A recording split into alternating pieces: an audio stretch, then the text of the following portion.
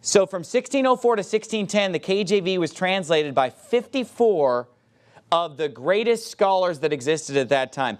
Just to give you one example, one guy, Lancelot Andrewes, was an expert in Latin, Greek, Hebrew, Chaldean, Syriac, Arabic, and he also spoke 15 modern languages. That's one guy out of the 54 people that translated the King James Bible over the course of 7 years.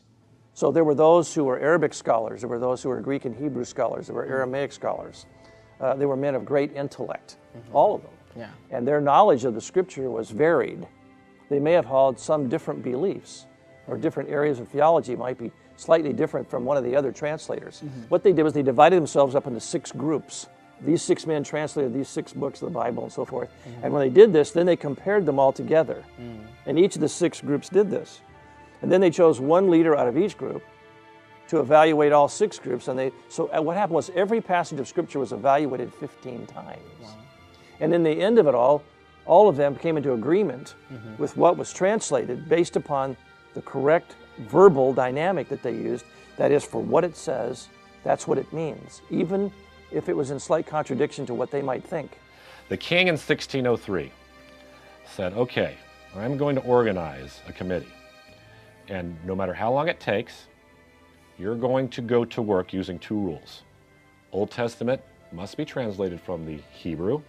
New Testament must be translated from the Greek. And I am going to give you all the resources humanly possible to make this happen.